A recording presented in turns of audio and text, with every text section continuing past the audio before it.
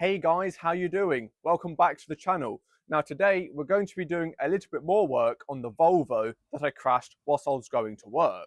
I'm also going to be pointing out even more damage that I have spotted, and towards the end of the video I'm going to be doing a big announcement regarding the future prospects of the Volvo, because I've had a bit of a rethink. I've done a bit of a U-turn on a few things, a few ideas which I've mentioned in previous videos, but more on that later. Let's crack on. The first thing that we're going to be looking at today is this wheel arch. Now, I haven't moved it since the accident. The accident seems to have pushed it there. I'm hoping it's going to reveal some electrical damage because we're getting a ABS fault, and I'm hoping that it's just because this has pulled out a wire. I'm hoping that's what's happened. It could have broken a wire, which is more likely, but even if that is the case, it's not too bad. It's something I can't do. But I am looking to see if I can do that in the future for future prospects. But yeah, let's see if we can straighten this out. So yeah, this is definitely not how it should be sitting. Oh, it's really stuck. What is it stuck on? Let me roll up these things. They'll just get dirty.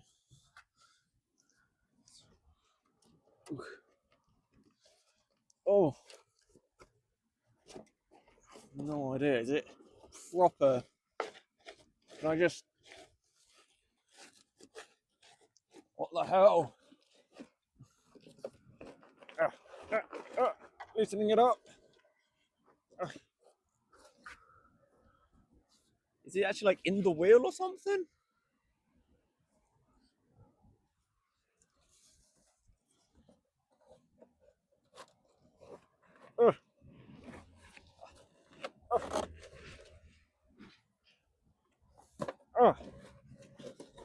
There you go. I think we're getting it. That is more like what it's supposed to look like. It's absolutely shredded though.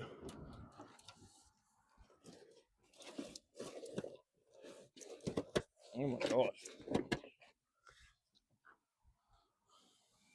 So what's happened is the wheel has pinched the wheel arch in place.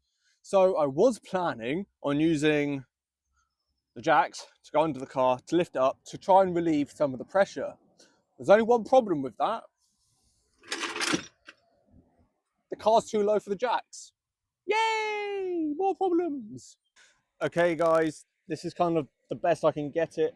I think half of it is still screwed in, which is why it's been a bit difficult getting out. I am going to try, not in this video, but a later video, pumping up this tyre to get the jacks underneath the car. But to give you guys an idea of what this is supposed to look like, that's what my one's looking like on that side.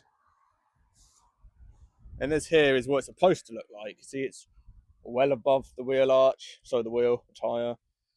And ours on this side looks like that's a mess, really. Yeah, half of it's not in. The other half is just complete crap, to be honest with you. I have no idea. It's just been difficult. I feel like it's misshapen. And where do you even screw it in? Like, where does this even go up there? I have no idea. It's a mystery to me. I'm really sorry. So, part one didn't go that well. Let's hope part two goes a little bit better. Now, in the previous video, you guys may remember me installing this tank. You may remember in that video that two of the plugs were damaged and the other two were okay. So now what we're going to try and do is plug those two plugs in. It's easier said than done, I'm sure. Right, so let's see if we can remember the plugs. Alright, so if you guys remember right, these two plugs are okay, I think. And these two plugs aren't. I'm going to try and replace them. I mean, that one there doesn't look to be plugged into anything, so maybe we just have to plug this one in. No idea. I wish I knew, but I don't. The only issue is, they all look the same. Oh. Okay, guys, that's the first thing that I've taken out. I've no idea what it is. That plugs into this. I've no idea. Here you go. And then that. Sorry guys, my head is kind of Go in the back way in of its little this, but hole. I did manage to switch over the electrical connectors to the one that's connected to the car. If I can get there. Yep, that's it. I think that must be like the sensor to see how much water fluid is in this thing. So that's good. So it turns out we can't do the other plug because that plug doesn't seem to go anywhere anyway on this thing. No idea what that is. And of course the other two plugs are broken. So yeah, good job so far. Now, just before we move on, I just want to quickly address these wires because obviously one of these wires goes to here, which goes to the wipers up there. But I initially didn't know what sort of like this wire is for, and there's another wire. I don't know. It's just there's loads of wires here which I don't know what they're doing. Now I think you guys can correct me in the comments section if you know. I think they are for the headlight washers, which are obviously not installed. But yeah, that's what I think they are for. Let me know in the comment section if I'm right or not. I have spotted a little bit more damage to the car. It's nothing dramatic, but it's something, just another cost really, another expense to the rebuild. And that's the front bumper wiring loom. My one looks like this. Just the one wire, which is not what it's supposed to look like. I will put a picture up of how many wires it's supposed to have. As you can see, multiple is the answer.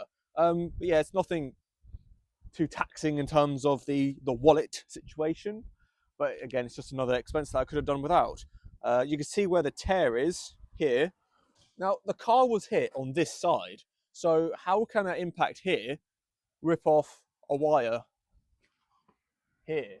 For me, that doesn't make sense. But, you know, it's what these crash damaged cars are like. You know, you get damage in places you really shouldn't be expecting damage.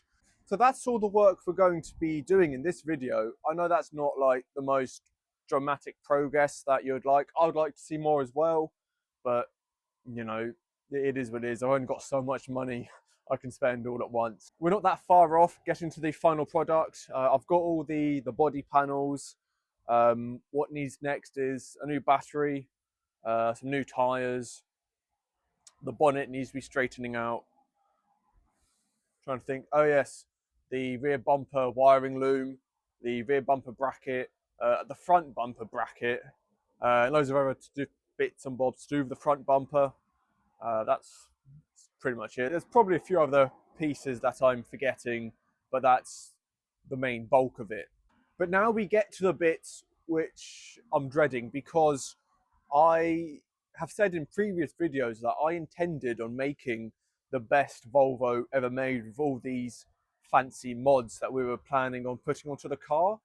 And we've had a bit of a rethink and we're not going to be doing those mods to the car anymore. The reason is purely financial. Like, you know, I'm not monetized on YouTube yet.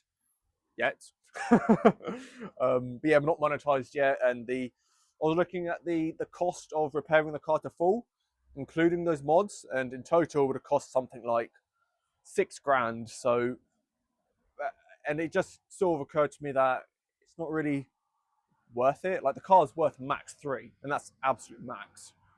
And I feel like we could save ourselves an awful lot of money. So there's a big scratch down the side. I'm actually going to be leaving that just because it would cost like 3,000-4,000 to repair, which is a shame because I initially had a vision of this car looking brilliant. But it is what it is. And of course, we're going to be dropping those mods. I think the mods themselves were like £1,000. I'll do a separate video on the mods I was planning to do with this car. So if you're really interested, tune in for that. But to prove to you guys that I was full on dedicated on those mods, though I did buy one, and that's this. This is a roof spoiler I got from the US. Now, now that I've actually got this, I will still be installing this onto the car in a future video, not today. But yeah, this wasn't cheap, by the way. But yeah, I was 100% dedicated. And, you know, if we were to have got to put all those mods on, it would have looked really good. But it is what it is. And I feel like the money that we're saving, cutting corners here and cutting the mods, we can get that money, I don't know, be like £4 would be saving, and we can put that towards better and future projects for the channel. Which, because I feel like Volvo it's a good car. If you guys watch previous videos I've done on the Volvo, you'll see just how much I love the car. But I feel like you guys probably aren't that interested in it. You guys would probably see something more like a Porsches or Golfs or BMWs and stuff like that, really. So yeah, we'll be doing stuff more like that in the future. So yeah, although it's really disappointing that we're not going to be getting to that sort of vision I had for this car, you know, you've got to remain positive, look on the bright side, look at the bigger picture. We are still going to be finishing off this Volvo so that it will be a fully driving state. We're not going to be abandoning this project. We're just going to finish it off, say well done, pat ourselves on the back, and move on to bigger and better projects. Thank you so much for watching. Take care.